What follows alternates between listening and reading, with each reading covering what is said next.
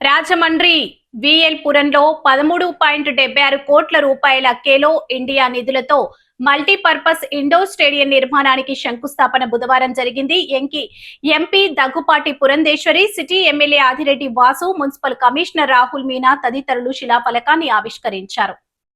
ఈ సందర్భంగా జరిగిన సభలో దగ్గుపాటి మాట్లాడుతూ నరేంద్ర మోడీ ప్రజలు ఎన్నుకోబడిన ప్రధానిగా దేశానికి అత్యధిక కాలం పరిపాలన అందించి చరిత్రకెక్కారు. జవహర్లాల్ నెహ్రూ 4398 రోజులు ప్రధానిగా చేస్తే నరేంద్ర మోడీ ఈ రోజుతో 4399 ఈ రోజుతో పరిపూర్ణం చేసుకున్నారని తెలిపారు. అటువంటి రోజున రాజమహేంద్రవరంలో కేంద్ర రాష్ట్ర ప్రభుత్వాల భాగస్వామ్యంలో ఇండోర్ స్టేడియం శంకుస్థాపన జరుపుకున్నామన్నారు.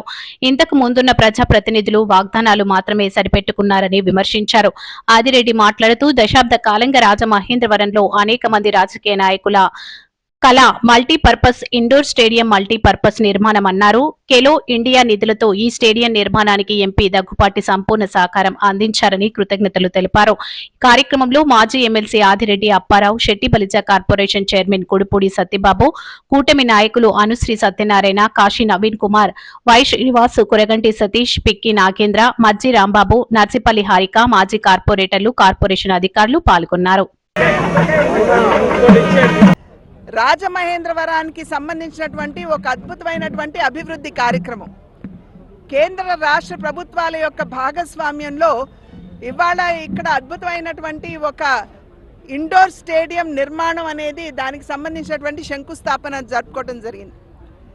ఇది ఖచ్చితంగా రెండవ మరవలేని కారణంగా నేను ఎందుకు చెప్తున్నానంటే, ఇంతకు ముందు ఉన్నటువంటి ప్రజాప్రతినిధులు ఇక్కడికి వచ్చి వాగ్దానాలు చేయడం జరిగింది, మేము ఇండోర్ స్టేడియం మల్టీపర్పస్ స్టేడియం కట్టిస్తాము అని.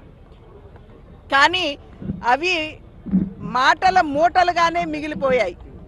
కానీ ఇవాళ కేంద్ర రాష్ట్ర ప్రభుత్వాల యొక్క భాగస్వామ్యంలో ఏదైతే మేము ఎన్నికల సందర్భంలో చెప్పాము డబుల్ ఇంజిన్ సర్కార్ అని, దానికి నిదర్శనం ఈరోజు మనం చూస్తున్నాం.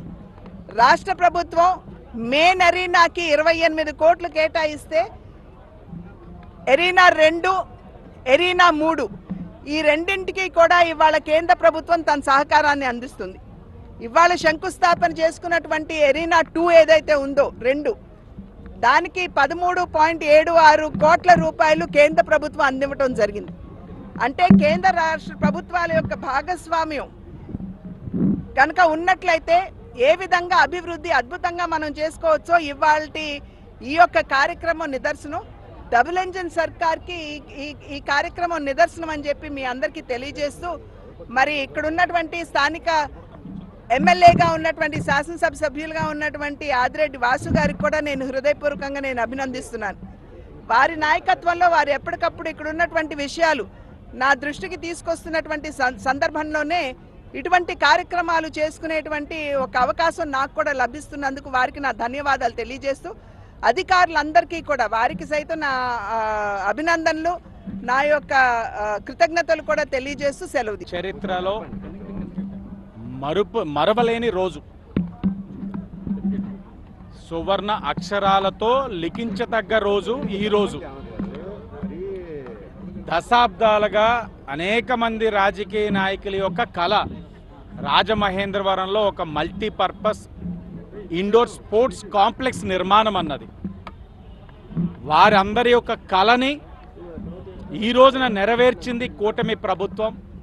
గౌరవ ఎంపీ అమ్మ దగ్గుబాటి పురంధేశ్వరి గారి యొక్క సహకారం, కేంద్ర ప్రభుత్వం నుంచి ఖేలో ఇండియా ద్వారా వచ్చిన నిధులతో, రాష్ట్ర ప్రభుత్వం ఇచ్చిన సహకారంతో ఈరోజు రాజమహేంద్రవరంలో ఫేజ్ 2 ఏదైతే ఫేజ్ 2 కాంప్లెక్స్ ఎరీనా 2కి శంకుస్థాపన చేయడం జరిగింది.